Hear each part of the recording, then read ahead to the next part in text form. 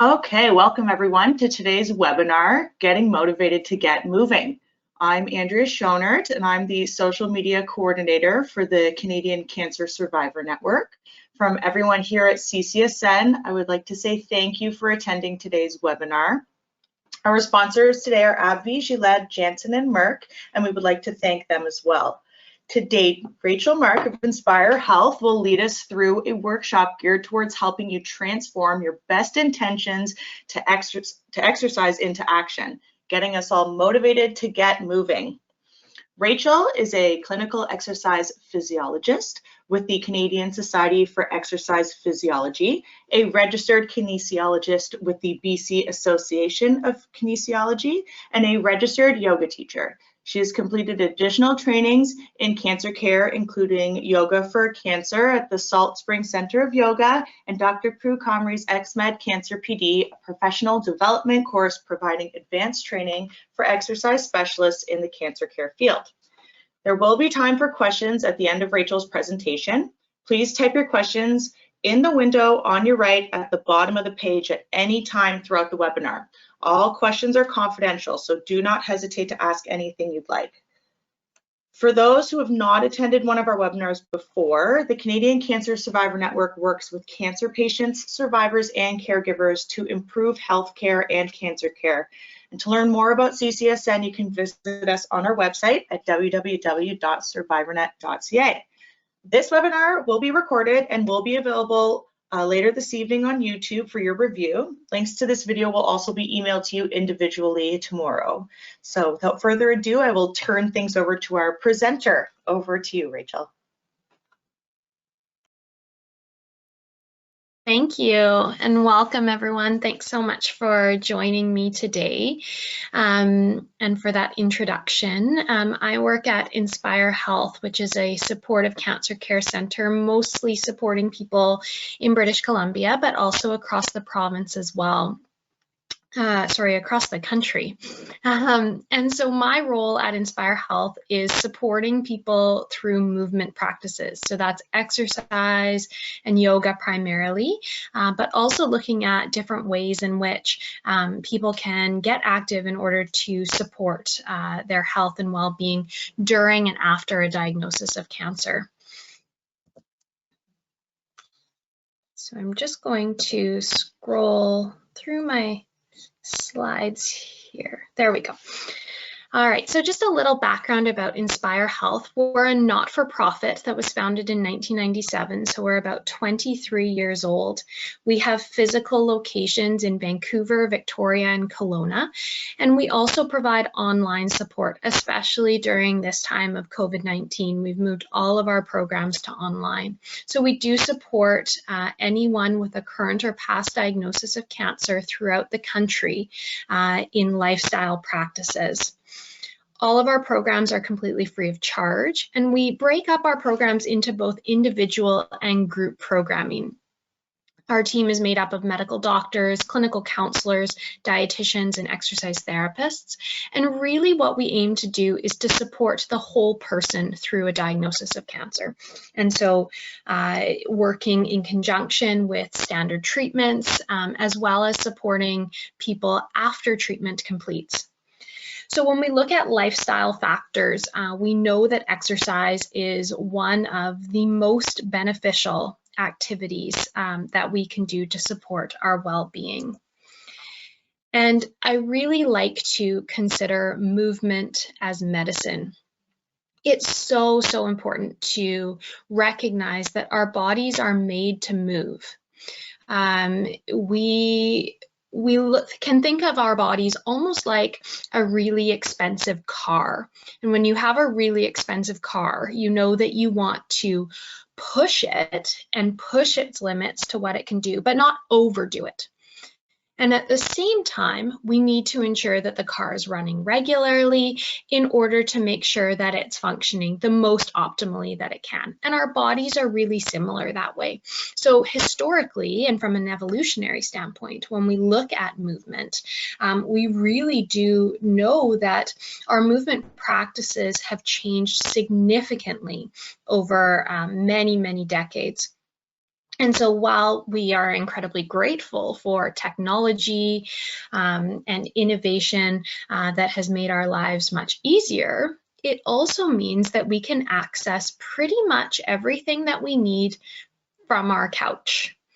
We can think about online shopping, even online grocery shopping. Many of us now are becoming more familiar with this as we're in a state of isolation. But we know that truly it's really important now more than ever to incorporate movement into our day-to-day routines.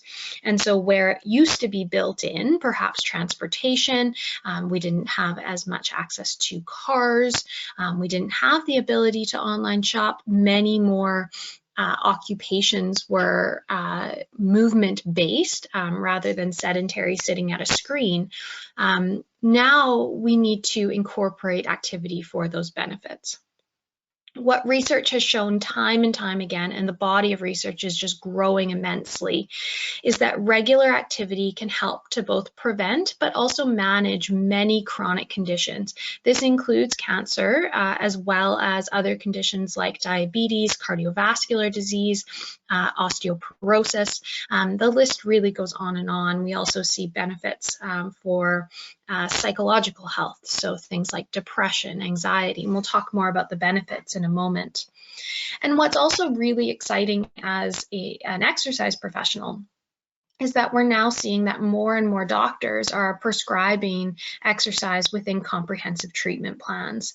And so something that we've known for a long time is that benefit of activity, but it's starting to become a little more mainstream. I think we've got a long way to go still, but we do know that we're seeing, because the evidence is simply so strong, we are seeing more and more doctors who are referring to exercise professionals and advising that their patients are exercising regularly. So when we start to talk about exercise, we hear about exercise all the time. One of the really important things before we can look at the benefits, before we can look at putting it into action and how do we put it into action and how do we overcome the barriers to putting it into action, one of the most important things to start with is actually defining what it is.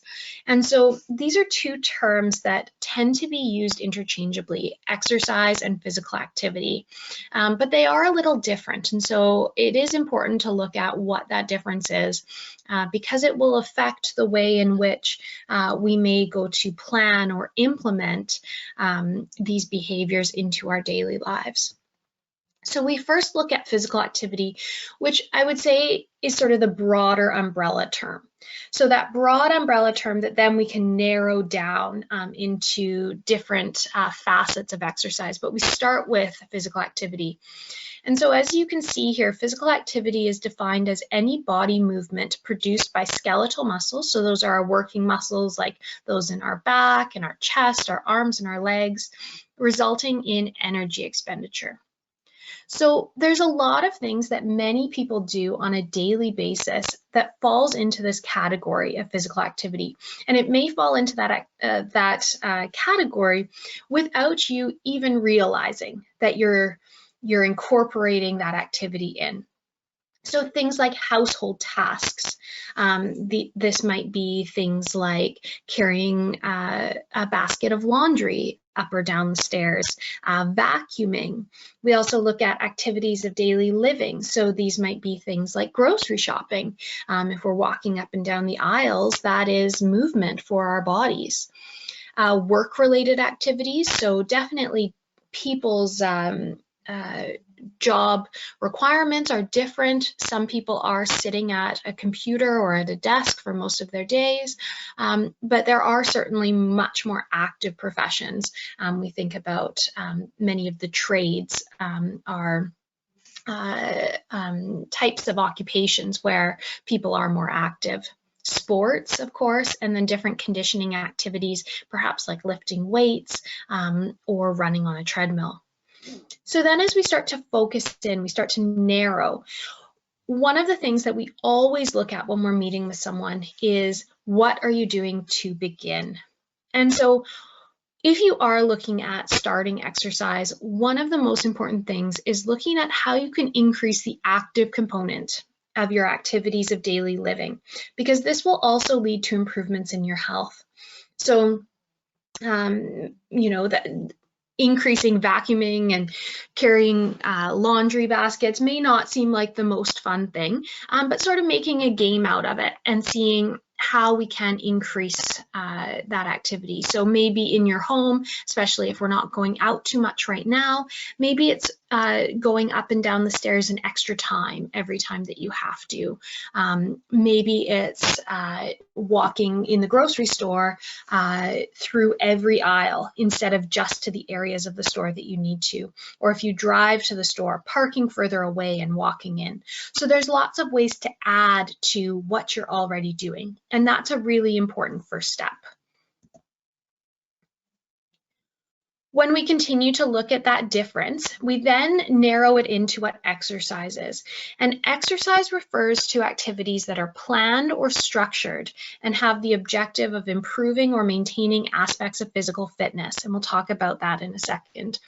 So as mentioned, exercise is a subset of physical activity. And really the goal of exercise is to improve physical fitness. And it's important to recognize that what that means in terms of improvements is really going to vary person to person. So it is helpful to meet with an exercise professional, especially as you're getting started, in order to determine what would be the right level for you. And we'll keep talking about that as we go through this webinar. Now, there's different types of exercise, and it's really important to try as much as we can to incorporate all of these different aspects. And so the first type, and often the type that is most linked to health benefits, and the one that we hear about the most and maybe think about right away, is our aerobic endurance. And so this is helping to support our cardiorespiratory system, so our heart and our lungs, helping with circulation and blood flow. So aerobic endurance is building up that capacity, or stamina, we might call it or refer to, so that if we're going up a flight of stairs, maybe we don't feel as short of breath, or if we're going for a hike, we don't feel as short of breath or deconditioned. So there's tons of different ways in which we can support aerobic endurance. This can include things like brisk walking, cycling, swimming, rowing, dancing. There are so many options, and it's really all about, if we can get our heart rate up, our breathing rate up, we know that we're moving into a good place. The other components are related to our muscular health and our bone health. And these are muscular strength and endurance. Both we can accomplish by doing similar activities. The prescription would shift a little bit, but it's really important to recognize why we want to do these two different types, or encouraging the development of these two different types of activities. And so with muscular strength, we're looking at what is the maximum force that you can generate in a muscle. So it's that one-time contraction. For muscular endurance, it's how long can we sustain that contraction. So if we're looking at a everyday activity, you could say picking up groceries from the counter after you've paid. And so we've got those bags there, we've paid for our groceries, we're going to carry them out of the store. We go to lift those bags off of the counter, and that one force, that one maximum contraction, is that muscular strength. So now you're holding those groceries, and as you go to walk out to your car or walk home even with them, you notice your arms start to get tired. And they're getting tired because that endurance component of your muscles isn't as trained as the strength component. So we can't sustain that contraction for as long as we could if we were just lifting them up and putting them back down. So that's that endurance component. So it's really important to incorporate the two into training. And that's something that we look at by manipulating the number of repetitions or the number of sets of strength training exercises. And that's often a conversation that we would have one-on-one, but something I'm happy to chat with a little bit later about. The other component that we look at is flexibility. Flexibility is involved in our routines by things like stretching, yoga. There's lots of different ways that we can add in flexibility. It's really important to recognize the benefits of flexibility. Oftentimes we see pictures on social media, or we have friends, or maybe us ourselves have done a lot of yoga. And so we look at people in these very intricately contorted positions and say, wow, they're so flexible. If only I could do that. And yes, that's an extreme of flexibility, but there's a lot of functional components to flexibility. And so one of the things that we would look at would be post-operative range of motion. And so if someone has had surgery, likely that's going to inhibit their range of motion for some time. And it's important to work on range of motion and flexibility in order to get that back. So someone who may have had surgery for breast cancer may have limited flexibility and range of motion through that side in the arm and the shoulder. So it might be difficult once you get those groceries home to reach up onto the top shelf and put them there, or reach down and put them into a cupboard. So working on flexibility and range of motion is also a really important component. The other piece that's incredibly important is balance. And we talk about balance in a few different ways. So certainly balance of all of these other components, but balance itself, feeling steady on our feet. We know that there are a number of cancer treatments, particularly certain types of chemotherapy, that can lead to a side effect called peripheral neuropathy. That can be altered sensation in the hands and the feet, sometimes numbness, tingling, burning, or pain. And you can imagine that if you're experiencing that in your feet, it's going to affect the way that you balance, that you feel steady on your feet. What we know is that if balance is not at an optimal level, it increases fall risk. So there's a trickle-down effect of having poor balance. So the suggestion I always give to people is practice your balance, even if you don't see a decline. If you haven't noticed any changes, try brushing your teeth standing on one foot, or as you're boiling the kettle, try standing on one foot. These are things that really take very little time, but over time can make a really big difference. Now, this is definitely a busy slide, and I'm not going to talk about every circle here, but this is looking at the many benefits of regular exercise. And they're broken up here. You can see sort of in the top right section, that blue component. Those are the physiological benefits. So really what we think about there are a lot of the cause and effect. If I said to you, if you started lifting weights, what do you think the benefit would be? And you might say increased strength. Or if you started going for some brisker walks, my stamina would increase. So the very cause and effect.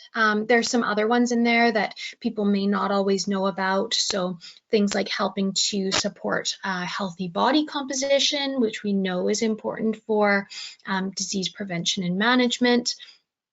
Helping with balance, coordination. Bone mineral density is another one that can be sometimes a surprise, and also increasing immune function. So definitely a goal that many people have who I see regularly of improving immune function. And we know that when we're exercising in an appropriate way, exercise really can be beneficial for our immune system. The yellow circles there relate to the psychosocial benefits, things like increases in energy, helping with body image, depression, anxiety, improving our ability to cope with stress, supporting quality of life. So many, many benefits there as well. The blue circles that are on the sort of bottom left-hand side there relate to treatment-related side effects. So specific side effects that people may experience from regular cancer treatments. And areas that we know that exercise can be incredibly beneficial. So helping with weight management, pain, again, bone density, cancer-related fatigue and lymphedema are quite big ones. So knowing that if we're working again at that appropriate level, which is really going to vary so much person to person, I find it hard even to describe on here in sort of general terms what that appropriate amount is. If someone's really tired, it's going to be very different than someone whose energy is doing all right. So we always need to find that balance and look at that individual exercise prescription. The green circles that are in that upper left area relate to long-term benefits. We've now seen a number of long-term studies that are looking at the associations of regular exercise with chances of recurrence, length of survival, as well as risks of comorbidities.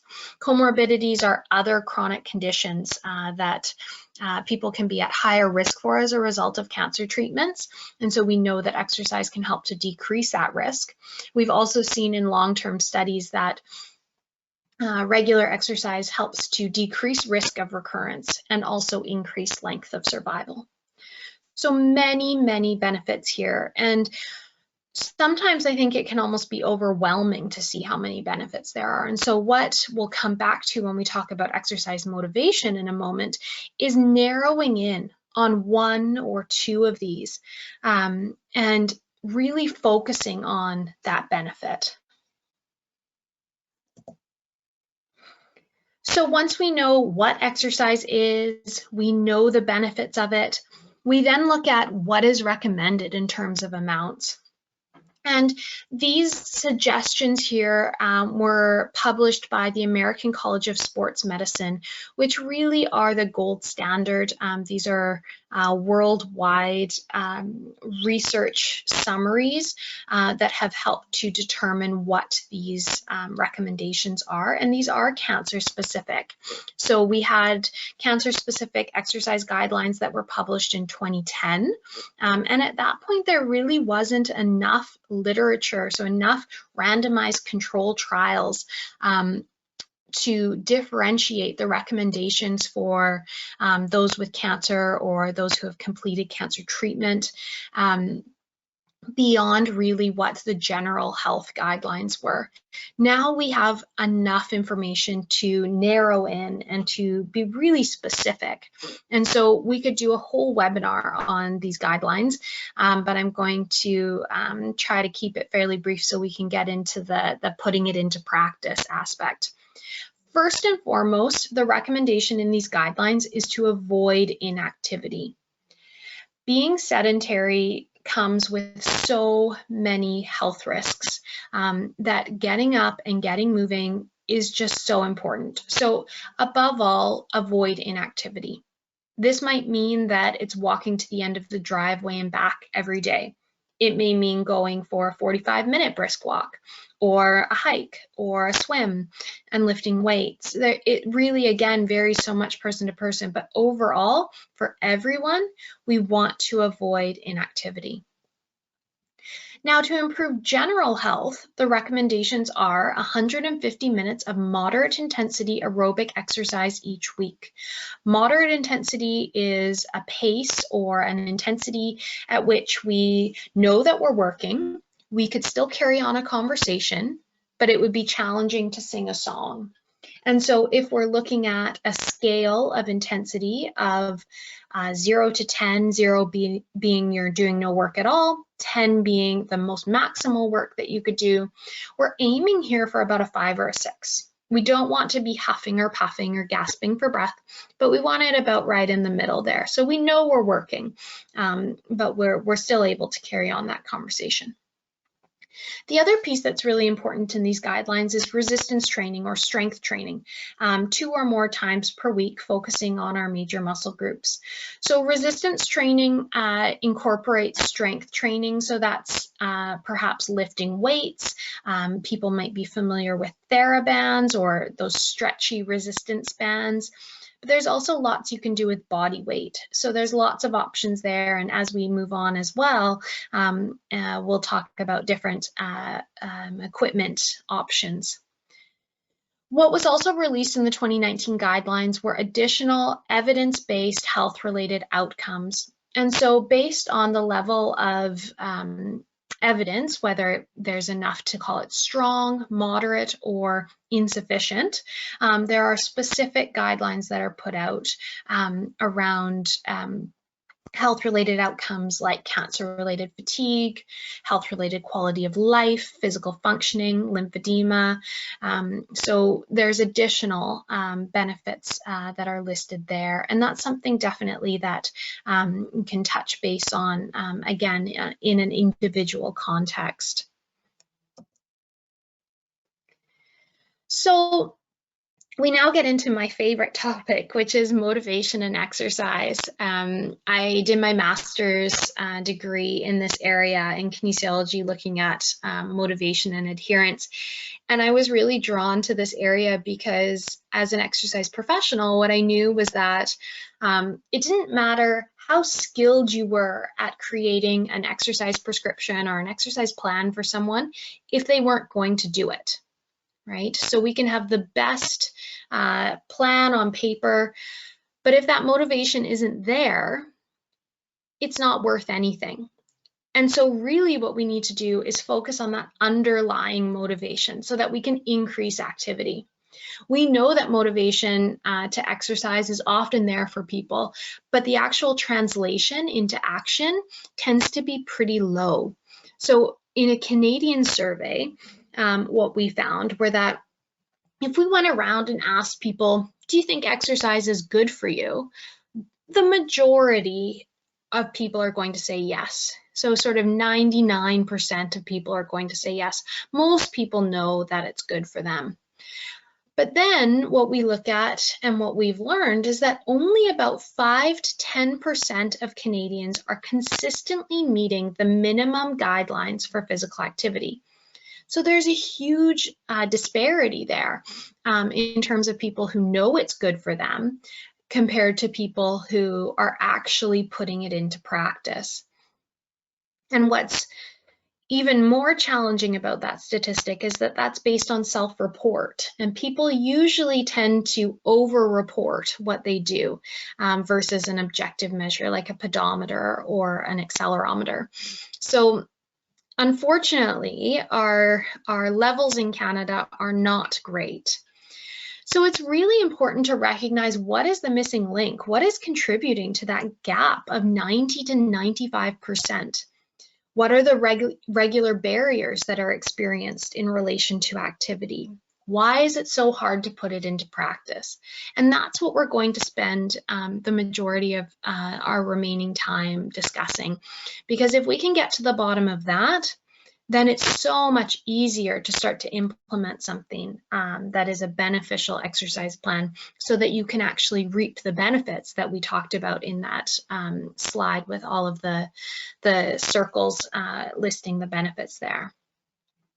So if you have a notepad or a piece of paper or even your phone next to you, and you want to scribble down a couple of notes, as we go through, I'm going to give an opportunity at each of the steps that we talk about to just make a couple of notes as it relates to yourself, because sometimes that can be incredibly beneficial to focus in, again, just on one or two things. So I'll let you know when we get there.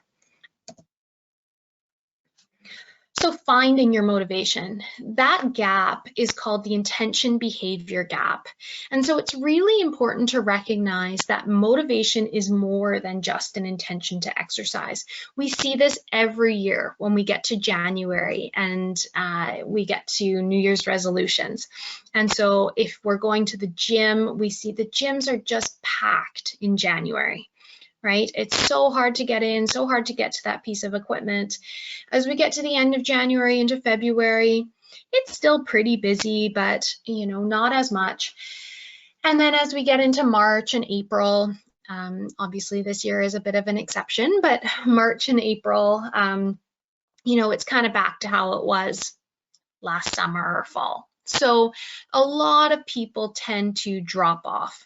And so that intention to exercise is not enough to put it into behavior, and it's also not enough to sustain it. So as we go through, we're going to talk about a framework that can help to assist in decreasing the length of that red arrow there, decreasing that gap between our intentions, our best of intentions to exercise, and actually putting it into behavior. So this is a model based out of the Behavioral Medicine Lab at the University of Victoria. And what I really love about this model is that it puts it into 3 simple steps. And I say simple, meaning that the steps themselves are fairly straightforward. I do not mean at all that creating or supporting a health behavior change is easy. It's not by any means. But this model does help to create some simplicity in terms of the steps. And so don't worry about squinting and looking at your screen and trying to read all of those little words. We're going to go through each step one by one. So when we look at this roadmap, the first step is to decide. So we have to first make the decision that we want to change a behavior. And in this case, we're talking about exercise. Behavior doesn't just change automatically.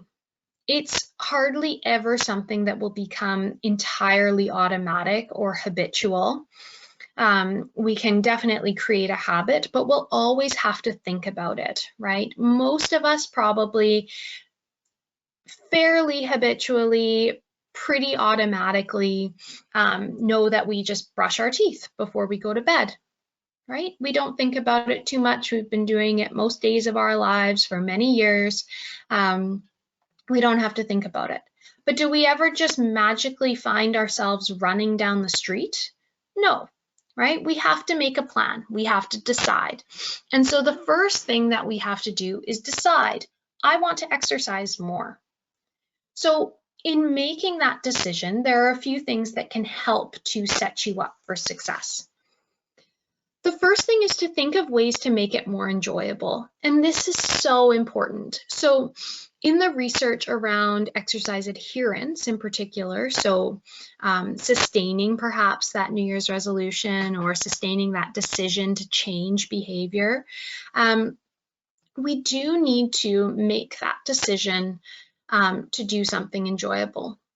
So if you hate going to a gym, if you've had experiences in the past or you've never gone to a gym, but you know that that's not the setting for you,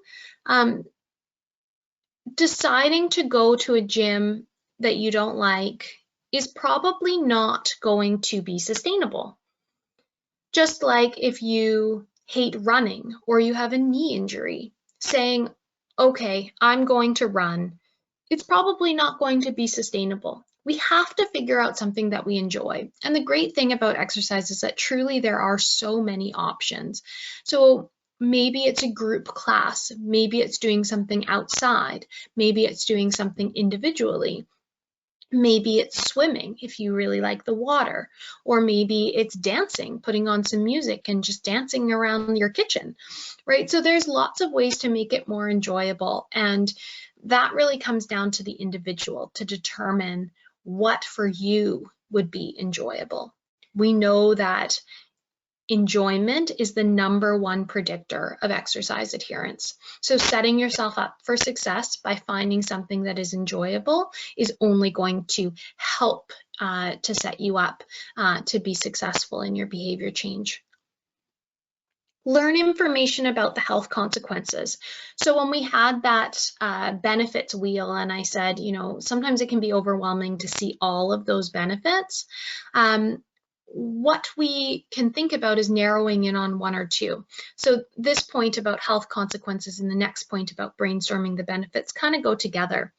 So the health consequences and the benefits of helping to decrease risk of lymphedema or to help with anxiety, right? Pick 1 or 2 things that really speak to you and that are really relevant for what's going on for you day to day.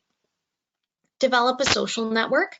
So yes, we're not in a state right now where we might be going out for walks in big groups or going to group classes in person, but there's still lots of ways that we can develop social connection through exercise. And that could be online classes. I'll talk about what Inspire Health is offering at the end today.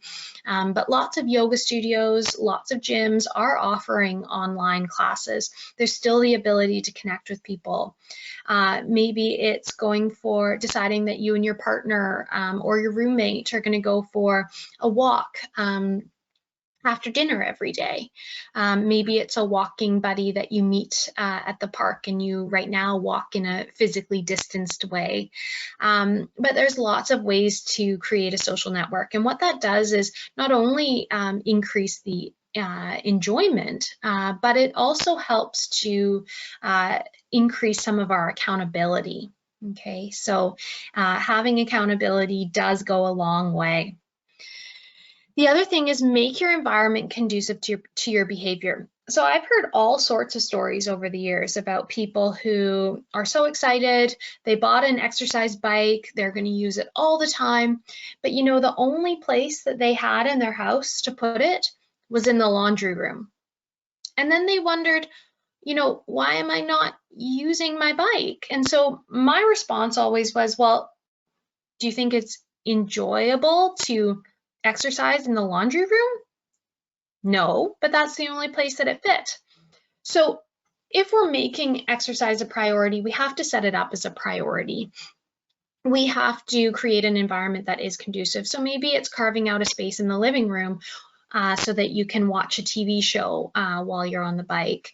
Maybe it's decreasing that clutter. Whatever it is, make sure your environment is conducive to that exercise behavior. The last is build confidence for performing the behavior. And I think this is where both a social network and also working with an exercise professional can be really beneficial. If we decide that we want to embark on an exercise program and we start doing things that are way too hard for us, that's not going to help to build our confidence. In fact, it's probably going to do the opposite. So in some ways, it's better to start much smaller, feel good, feel confident in our actions, and then build up. And so having the support of a social network as well as an exercise professional can really help with that and help to encourage that confidence, saying, good job for doing that. I know that you didn't even feel like it today, but good job for making the time and what benefit that's going to provide for you. So I want to give everyone just a couple of moments here to jot something down from this decide section, from this step one. A couple of notes, something that relates to you. So maybe it's one of the benefits or a person that you're going to chat with about joining your social network, or a change you're going to make in your home in order to make exercise more appealing. So just thinking about something there and jotting that down. We'll just take a couple seconds.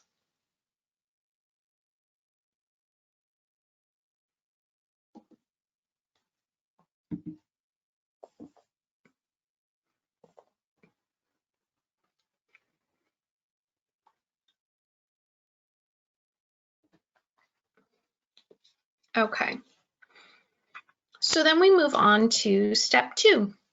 Step two is endeavor. So this is taking charge of that exercise behavior. So it's figuring out all the details of getting going. The first is creating a detailed plan. And so as we know from a lot of things, saying I'm going to start exercising, while it's a great intention, is not a detailed plan. What would be a more detailed plan would be to say, me and my partner are going to go for a 30-minute brisk walk after dinner, Monday, Wednesday, and Friday, and then Saturday mornings, right? So being much more clear. We can get even more detailed than that, but having more detail, more structure to what your plan actually is. And that leads right into the next point, which is set specific and attainable goals. So sometimes we use what's called SMART goals, and SMART stands for specific, measurable, attainable, realistic, and timely. And so with SMART goals, it helps us to really narrow in our focus on what the specifics of that goal are. Because not only when a goal is narrowed in and specific does it help us to know if we're achieving it or not, but it also helps us to create almost bite-sized steps in terms of getting there. So setting specific goals is really helpful. Problem solve how you'll deal with barriers. And this is a big one, and we'll spend a little bit more time talking about barriers in a few minutes. But we know we're going to come up to barriers. We probably all have experienced barriers to regular exercise in the past, and maybe that's why we stopped doing it, or maybe we overcame those barriers. Some of the most common barriers that we often hear are time. I don't have enough time. And so if that is an experience that is coming up for you, one thing that I would really encourage you to think about is reframing that. And so rather than looking at time itself as a finite construct, look at time as more of a priority. So how do you prioritize your time? Right? And so sometimes we say, I don't have enough time to go for a walk, but I do happen to have enough time to watch an extra episode on Netflix or to scroll through my social media. So we need to find that balance always about, it's really a choice of how we're choosing to prioritize our time. Other barriers might include the weather. So if your activity is outdoors, what are you going to do if it's cold? What are you going to do if it's raining?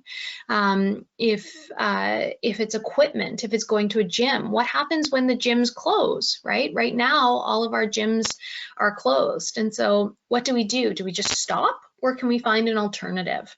So these are all of the things that we have to think about when we look at barriers. Using positive self-talk is also really important. This is a way of encouraging ourselves. This is a way of reinforcing our successes, of looking at how we can cope with setbacks, and really just promoting a good relationship with ourselves along the way. The last is finding meaningful incentives and rewards. And so sometimes we do need a little bit of an incentive or a reward in order to help to inch us along. And so it's important to think of something that is meaningful. If you say, I'm going to buy myself, give myself a gift certificate somewhere when I've been active for 2 months, but you don't really care about that place, then it doesn't really matter. There's not much incentive there, but something that you really want, or something that really means something to you, is going to help to encourage that behavior and encourage moving towards achieving that incentive or reward. We know that method, or increasing what we call extrinsic motivation, can be really helpful, particularly when we're getting started. Eventually, we want the reward to be the behavior itself. We want the benefit of that activity to be the reward. But in the beginning, having something that's sort of outside of us can be incredibly beneficial. So again, I just want to give everyone a few moments here to jot something down related to perhaps their plan or their goal, or how you're going to overcome a specific barrier that you experience, something related to this endeavor step.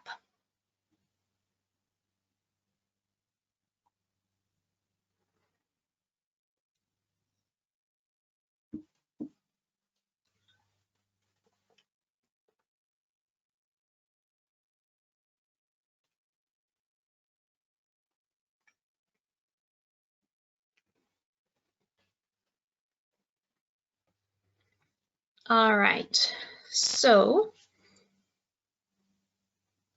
we're going to move on to step 3. This is the big one, sustain. And so this is where we often see that big drop off, that adherence of at least a drop off typically of at least 50% of people.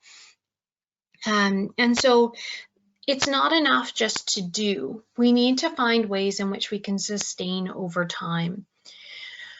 So ways that can be supportive for making this part of your life and your regular routine include engaging in the behavior at the same time of day or the same day each week. So knowing that you go to a specific class on Tuesdays and Thursdays at 11, or carving out time in your schedule on Saturday mornings for a hike. Whatever that might be, if we are consistent with the timing of it, it will help to definitely set us up for success. The next is set out prompts and cues to trigger the behavior, things that remind you. Sometimes people find it helpful to write a Post-it that goes on their bathroom mirror, reminding them to, as I mentioned before, do their balance exercises while they're brushing their teeth. A lot of times people talk about having your running shoes beside your bed or at the front door, so you almost have to trip over them in order to go past them without engaging, putting them on and going for a walk or whatever. So finding ways to promote that. The other that can be really helpful is scheduling. So particularly I suggest for people who tend to be more sedentary, who might spend most of their day at a computer, having a reminder that pops up once an hour to get up and move. I have a Fitbit that I wear, and so at the 50-minute mark of each hour, if I haven't obtained 250 steps, it buzzes on my wrist. And so it is a good reminder. I can, of course, choose to ignore it, but it is a good reminder that, okay, I haven't moved much this hour, so take a minute, get up, move around. Tag the behavior to an existing routine. So as I mentioned, that idea of doing your balance exercises while you're brushing your teeth, linking it. So maybe it's a walk after dinner so that you're usually eating dinner. And then when you link the behaviors, eating dinner is a reminder that you're going to go out and go for a walk. Brushing your teeth is then a reminder that you are going to do your balance exercises. So there's lots of different ways in which we can tag it on, but that's a helpful way to remind yourself, or again, getting into the habit or routine. Finding personal meaning in the behavior. So again, this goes back to that idea of doing something that you enjoy. It's really important to pick things that you enjoy, that brings value. Maybe it's bringing connection. Going for a hike with your partner is a time on Saturday mornings just to reconnect after a busy week. Whatever that might be, but try to find that meaning there. Prioritize the behavior within your life. So again, coming back to that idea of time perhaps as a barrier, do please try to prioritize exercise. We know how beneficial it is. So maybe that's scheduling it in to your calendar, just like you would a meeting a friend for coffee or going to a doctor's appointment. When we prioritize it, we schedule it in, make that commitment to yourself that that is going to be your time for activity. And lastly, of course, take ownership of the behavior. So you are someone who goes for a hike on Saturday mornings. You are someone who goes to a Zumba class 2 times a week. That is part of you. And so as you continue to sustain and build that behavior, that becomes part of you. And so embrace that. And as we start to build that identity, we start to foster that idea of someone who really is an exerciser, not simply someone who's trying to exercise. So a summary here of turning our intentions into actions. Number 1, we want to make it comfortable. So ease into activity, allow your body time to adapt. I always equate this to getting into a pool. If we're uncertain about deeper water, it's really helpful for us to slowly walk down the stairs into a swimming pool, walk along the shallow end until we're just on our tippy toes, and then we're in the deep end. We're adapting to the water temperature, to the feeling of being in water, versus just jumping into the deep end. So make it easy for yourself in the beginning. Just get into the habit, the routine of it. Then we can start to build from there. I'd rather that you find it easy and we can build it up than you do too much and then you're tired and sore and you don't want to do it again. Find the daily benefits. So if we're feeling tired, we can go out and we walk around the block, we often feel better. So remembering how activity makes us feel. Again, make it social, challenging, enjoyable at all costs. Please try to avoid boredom. We know that making it enjoyable, making it fun is going to promote longer term behavior. Doing it where you live or work. So if you go somewhere to exercise, if it's close by, the research shows within 10 minutes of a commute, whether that's walking to a facility, driving to a facility, you are more likely to sustain it. If you have to drive all the way across town to get to that gym or to meet your friend, it's less likely that you'll be able to sustain it over time. Again, create a detailed plan. We know that regular exercise doesn't happen automatically. Make plans, make more plans, make contingency plans. Monitor your progress. So keeping track and adjusting really is key to success, because then you get to see what you're doing. You get to celebrate your successes. Accept and overcome barriers. Everybody has barriers. So please know that if you're feeling like this is hard, you're not alone in it. It's important to identify the barriers and your response to them. If you need to work with an exercise professional to do so, I highly recommend it. One of the biggest things that we talk about with people in our consultations at Inspire Health is how to overcome barriers in order to implement this as a daily part of our routine. Again, combining it with an existing habit, brush your teeth and do your balance exercise, go for a walk after dinner so that you're cued. Make it part of a current identity. So a lot of things that we're already doing include activity. So do you own a dog? If you do, you probably identify yourself as a dog walker. And that might mean that you're out walking your dog for, could be hours a day. Some people with larger dogs are out for 2 hours a day. So you're already doing activity. And then we want to promote and prioritize our exercise identity within that. So I'm a dog walker, an active parent, and I'm also an exerciser. So these are some tips in terms of turning those intentions right into actions. Contingency plans are always the big one. And again, we can have the most perfect plan, but if something happens and it doesn't work out, what are we left with? Hopefully something. And so if we have contingency plans or we have alternatives that are already in place, we won't be left scrambling. So many common deterrents may include weather, energy levels. I have such a big to-do list, I simply don't have time to exercise. And right now, something that we're all very familiar with are public health orders. So the idea of self-isolation, of quarantine, has significantly changed the way in which people engage in health behaviors and inactivity. Stress levels have likely increased over the last few months, anxiety levels about being outside, especially for those who have a compromised immune system. So it is really important to look at how can we overcome those barriers, and we'll talk about that right here. So ways to overcome. Make a schedule. So especially if there are people who aren't working right now, there's less activities, our regular classes might be canceled because the rec centers are closed or the gyms are closed. So it's really important for us to make our own schedule, stick to that routine. So if you used to go to a class every Tuesday and Thursday at 10 a.m., try to schedule some exercise still at that same time every week. Schedule it in, don't just go through your day and hope for the best, because we all know that time can get away from us. Get social. So we still have ways to be social, even though we can't be physically close to each other. If you do have a roommate or you have a partner who you live with, get out, encourage each other to go for walks together.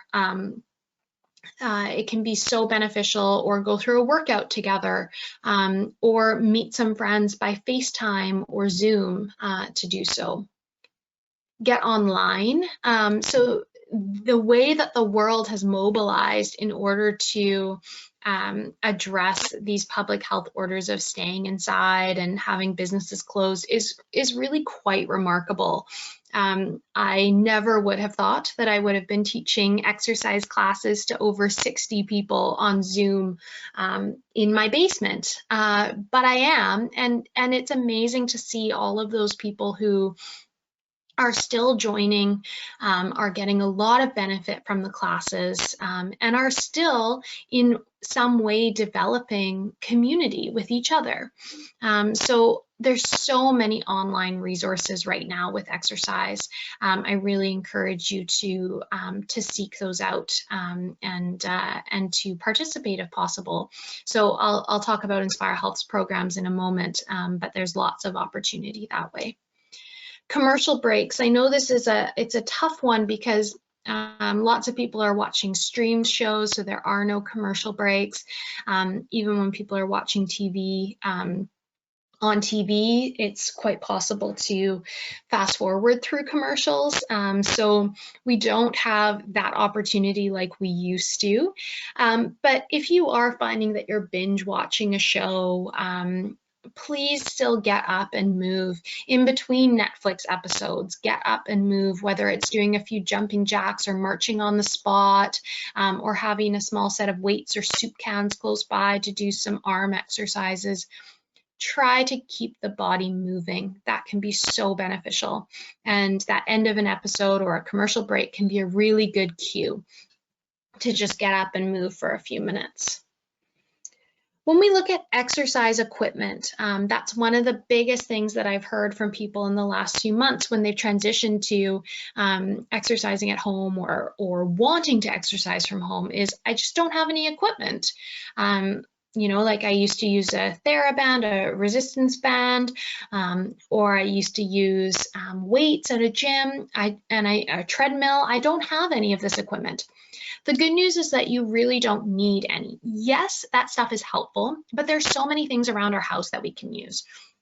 So soup cans, in our exercise classes, we have different types of cans that we tend to use. So we use, for some exercises, the small tomato paste ones, then we've got the medium-sized ones, which are like the chickpeas or lentils or Campbell's soup, like in the picture, and then the bigger ones, which are like your big diced tomatoes kind of thing. So we've got lots of sizes. There's great variability there.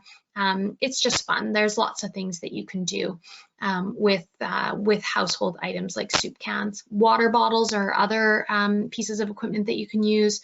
So with water bottles, filling them up to different amounts is going to change the weight, so you can adjust based on the exercises that you're doing. If you have stairs in your house or your apartment building, that's a great way to get some cardio in, as long as your joints feel okay with it. So going up and down the stairs, doing a couple extra flights. If you live on a higher floor, maybe taking the stairs instead of the elevator. And that's a great way to support our heart and our lungs. Backpacks, so moving around your house with a backpack in it. Backpacks are great because you can always adjust what's in them to adjust the weights. And then lastly, what is so important and so often overlooked is our own body weight. There are so many exercises that we can do with no equipment at all. So maybe a chair could be helpful, but really we don't need that. So we think of some of the really classic exercises, and not to say that this is what would be prescribed for everyone by any means, but things like squats, things like push-ups, pull-ups, sit-ups, you know, there are so many different exercises that we can do simply with our body weight. So please don't ever discount that. When we talk about barriers, I don't want to hear from people, I don't have any equipment, because we all have equipment and that's our own bodies. So please don't discount that. So to conclude, I just want to chat through a few key takeaways. So the first thing that's really important to recognize, to acknowledge, and to celebrate when we have engaged in a health behavior is that health behaviors are really challenging to change. Not only, especially with exercise, it's the implementation of a new activity. It's a little different than changing something you're already doing, like nutrition. We're already making lunch. We could add in an extra serving of vegetables. But with exercise, you're often adding in something completely new. And so that makes it a bit more challenging. So please recognize and acknowledge that it is a challenging thing to do. And so good job on taking that step to changing that behavior. Also, what we know, good intentions are really only the first step. And so we need to remember that intention behavior gap and find the ways to close that gap. And that's where exercise professionals are so happy to help, to keep you accountable, to set up a good plan, and to go through what those benefits are and how we can make that plan based on your goals. Don't be afraid, please, to ask for help. Remembering that roadmap of decide, endeavor, and sustain. So we want to make that commitment, then we need to make that plan, and then we need to prioritize, modify, and reassess. So I hope that this has been helpful in terms of not only outlining what exercise is, what the benefits of it are, how much is recommended, but then how can we help to support ourselves in turning it into actions. So I know that there are likely some questions and I'm happy to answer those. My email is here, so if anyone has any additional questions either about exercise or about Inspire Health more generally, please feel free to reach out. Inspire Health has our website there and our toll-free phone number. So a reminder that we do offer free supportive care services. This includes exercise, absolutely, also nutrition, stress reduction programs. And so one-on-one appointments as well as group programming, and you can follow those links in order to get started. Again, our programs are open to anyone across the country who has a current or a past diagnosis of cancer. Exercise programs specifically include one-on-one consultations. This is where we chat through a lot of these different pieces. And then we also have group exercise and yoga classes. We do require, prior to people attending group programming, that you have a consultation with one of our exercise therapists, and that's to ensure safety and to understand exactly what's going on for you so that we can tailor and support everything to get the maximum benefit for you. So I'm happy to take any questions, and thank you again, everybody, for tuning in. Okay, wonderful, Rachel. So there were a few questions that came in throughout the presentation you gave, so I'll just jump right into it.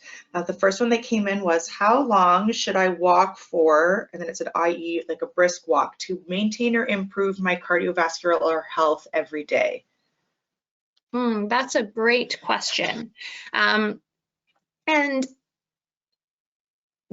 what goes into answering that question is really understanding each individual. And so, you know, factors that go into what an exercise plan might look like include someone's health history, their age, what their familiarity is with activity, if they have any underlying health conditions, if someone is currently in chemotherapy, as an example, it might be quite different than someone who is a year or two complete.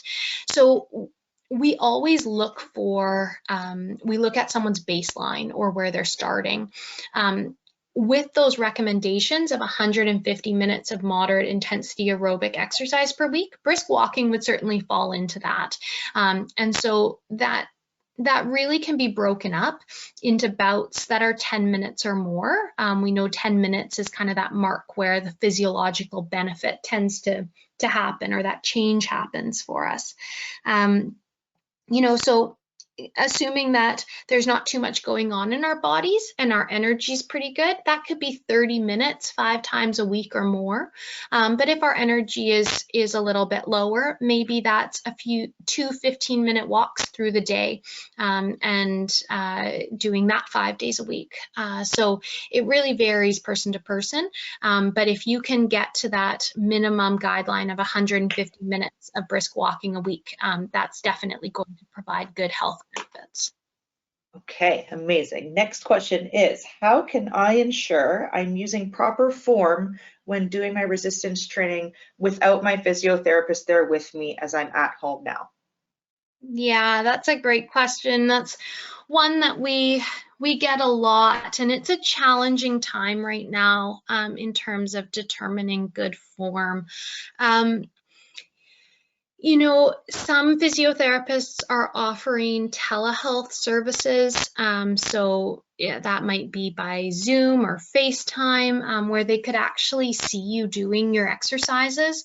I know certainly a lot of the services that I'm providing for people right now, we're playing around with camera angles on computers to try to get the right angle so that I can see people's form.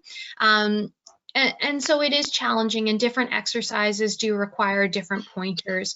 Remembering good posture is always a really good place to start. So I often suggest to people, really think of lifting up nice and tall. You could imagine that you have a string that's attached to the top of your head and it's pulling you up towards the sky. We want to keep our chest lifted and open so our shoulders are back and down. And then we want to think of our core engaging, so gently drawing the belly button back to the spine, little softness through the knees. So that's general posture, and that can typically apply to most exercises. But yes, there are specifics to exercises that are challenging. And so I would encourage, certainly, you know, if you do have questions and you're looking for support, that's something that we could help with as well, in conjunction with your physiotherapist. Okay, great. Next question. For someone with limitations in energy levels, is there a kind of class you'd recommend I get started with? I think that means like probably group classes. It came in when you were talking about the group classes and things like that. Yeah, so definitely with energy levels, that's always a really important consideration. I didn't touch on it too much, but one of the important indicators, I would say, around activity and energy is that if you were to gauge where your energy is at before activity, you should be the same or better afterwards. So if you go for a walk and you come back and you say like, oh, I need to sit down for a few minutes, but then you're fine, that's totally okay. But if you're done for the day and into bed for a nap, that's a sign that you've done too much. And classes would be the same. So starting with some of the gentler classes tends to be supportive. So that might mean a restorative yoga class, or a gentle yoga class.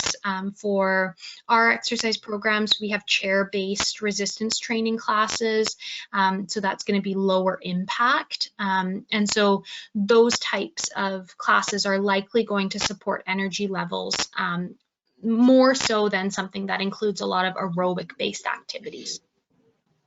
Okay, next one. Is it okay to give ourselves a break on the bad days? I know I've had a few lately, and how can we bounce back into motivation? Yeah, that's a great question. And it is always this balance between really listening to your body and saying, I'm feeling really tired today. And then also, or I'm really not feeling well today, and gauging, you know, would exercise be supportive or not? So sometimes, you know, what I suggest in terms of maintaining that motivation and maintaining that routine is making a goal of walking to the end of the driveway or the end of the sidewalk kind of thing every day. Because we know that getting out the door is usually the hardest part, and getting outside and getting a bit of fresh air is often really supportive for us. So definitely there are days when it's just not going to happen. And that's okay. You need to listen to that. But also consider, could you go to the end of the walkway or the driveway and back, which might take 5 minutes. If you get to the end of the driveway and you feel, oh, actually being outside feels better, then maybe it's going to the end of the block, or maybe it's saying, I feel better and that's great and good for me for going out, and now I'm going back inside. So little steps, and as much as we can to try to maintain that routine. But if you do have a day when it doesn't happen, you're not feeling well, give yourself a break. It's really important to also acknowledge that your body is doing so much right now. And so honoring that and what your body is doing, and then seeing if you can just pick it up the next day. Start small. Right, wonderful. Next one, do you have a tip to help relieve anxiety or stress flare-ups? Yes. So one thing that this comes a bit more from my yoga training, but I would say deep breathing is such an important tool. And without going into it too much, we have our autonomic nervous system, which is it controls all of the things in our bodies that we don't have to think about. So our heart beating, our breathing, our pupils dilating, our digestion, immune system, blood flow in our bodies, all those different things. And in that system, we have a fight or flight or a sympathetic nervous system, and that's our stress response. So when you feel anxiety or stress flare-ups, that system is kicking into gear.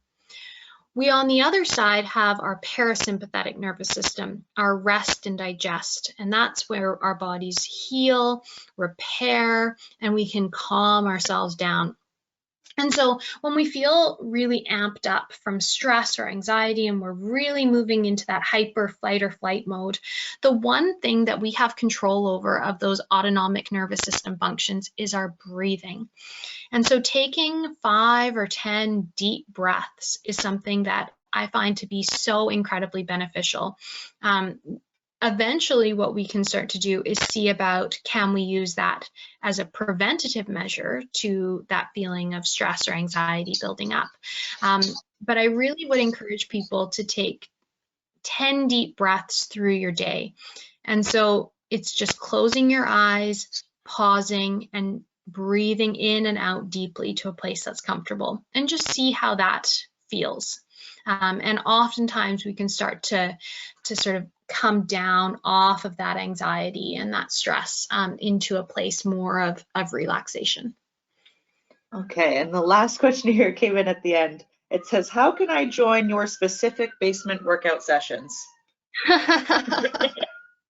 Oh, yes. So in terms of that, my basement sessions are through Inspire Health.